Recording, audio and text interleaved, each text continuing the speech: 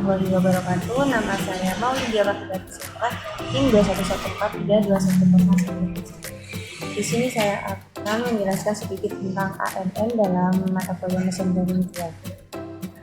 Sebelumnya ANN sendiri adalah singkatan dari Artificial Neural Network, atau yang dalam bahasa Indonesia disebut jaringan syaraf tiruan dan sering disingkat dengan JST. Dalam tingkat keilmuan ANN merupakan kelompok ilmu artificial intelligence atau kecerdasan buatan. Yang dimaksud ANN yaitu merupakan salah satu upaya manusia untuk memodelkan cara kerja atau fungsi sistem. JST juga mempunyai struktur paralel yang besar dan mempunyai kemampuan belajar. Lalu bagaimana otak kita bekerja dalam mengenal pola? Seperti contoh gambar di samping. Gambar di samping adalah sketsa kartun dan memiliki banyak perbedaan dengan sosok aslinya, hanya sedikit dibuat mirip saja. Namun, begitu otak kita bisa langsung mengenali dengan cepat bahwa kartun ini mirip sosok siapa. Nah, otak kita mampu mengenali pola yang berubah-ubah, bahkan pola-pola yang belum pernah kita kenali sebelumnya dengan model mencari kemiripan atau similarity. Cara inilah yang ditirukan oleh ANN atau JST. Cara kerja neurons atau ANN, fungsi aktivasinya adalah fungsi aktivasi pada neuron JST berfungsi untuk menyaring, memfilter hasil perhitungan weighted sum dari proses sebelumnya untuk dijadikan output dari neuron tersebut. Ada banyak macam fungsi aktivasi yang dikenal selama ini, diantaranya adalah hard-init, tensor, linear, sigmoid, dan value. Contohnya seperti ini. Lalu proses metode ANN yaitu melalui 4 tahap, yaitu desain, pelatihan, pengujian, dan penerapan. Langkah-langkah membangun JST adalah yang pertama mempersiapkan data, yang kedua desain arsitektur, dan 3 tentukan algoritma training, dan 4 implementasi ANN. Kemudian proses desain ANN atau JST sendiri mempunyai 2 tahap, yaitu mempersiapkan dataset yang akan digunakan sebagai data latih dan data uji. Kemudian merancang arsitektur ANN berdasarkan atribut-atribut yang ada pada dataset yang telah disiapkan sebelumnya. Nah, di sini saya sudah mempunyai contoh bagaimana cara menggunakan ANN di dalam Google Colab dengan saya ambil data diabetes prediction dataset. Yang pertama yaitu kita import data terlebih dahulu, kemudian kita pack dataset, kemudian kita cari nama datasetnya. Kemudian ini adalah cara untuk mengambil kolom numerik yang ingin dinormalisasi dengan patokan atau tabel BMI, HbA, 1C level, blood glucose level.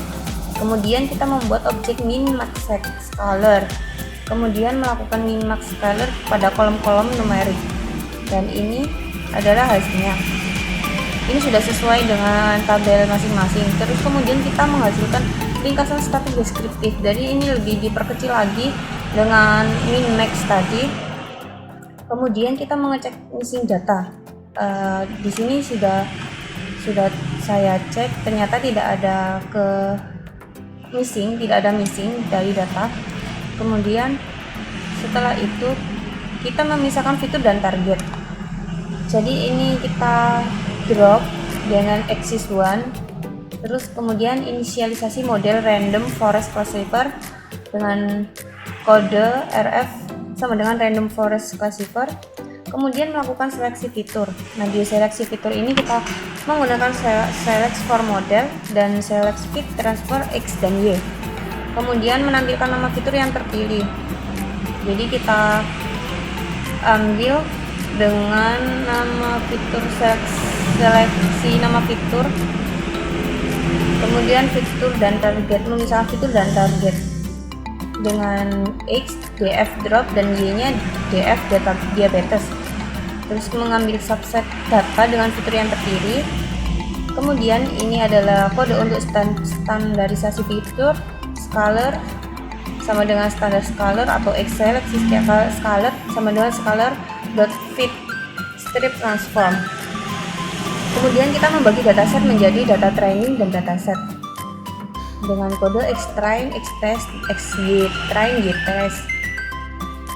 Kemudian kita ambil test size-nya 0,2, random state-nya 42. Kemudian kita bangun model ANN seperti ini dengan menambahkan layar input dengan 64 neuron dan fungsi aktivasi ReLU, terus menambahkan layar tersembunyi dengan 32 neuron dan fungsi aktivasi ReLU, menambahkan layar output dan 1 neuron dan fungsi aktivasi sigmoid. Kemudian kita mengompile model dengan kode circuit kode model compile loss binary crossbreed optimized Adam metric accuracy, dan dihasilkannya seperti ini. Kemudian kita melatih model itu dengan eposnya 10, batch size-nya 32 dan verbose-nya 1. Dan telah dihasilkan seperti ini. Kemudian mengevaluasi model dengan dataset. Akurasi sama dengan model kita evaluate. Akurasi datasetnya seperti ini kodenya. Dan ini adalah hasil akhirnya. Tingkat akurasinya 0,9. Kembali lagi ke proses training pada ANN. Proses training pada ANN atau JST melibatkan dua tahap perhitungan, yaitu perhitungan feed forward, langkah maju, dan perhitungan backward, langkah umpan balik. Dan di sini saya akan menjelaskan sedikit tentang perhitungan feed forward seperti gambar. Perhitungan feed forward dalam ANN dalam satu kali langkah perhitungan dari input hingga output, yaitu perhitungan sigma dan fungsi aktivasi. Contoh perhitungannya seperti ini. Kasus sesuai jaringan SLP terdiri dari dua input dan bias dengan nilai seperti gambar. Kemudian ini adalah rumusnya, dan ini merupakan contoh perhitungan feedward reception dengan memakai manual dengan menggunakan Excel dengan rumus if apabila jika lebih dari 0 sama dengan 0 dan jika lebih dari 0,25 sama dengan 1. Jadi seperti itu. Sekian dari saya yang dapat saya sampaikan. Terima kasih. Wassalamualaikum warahmatullahi wabarakatuh.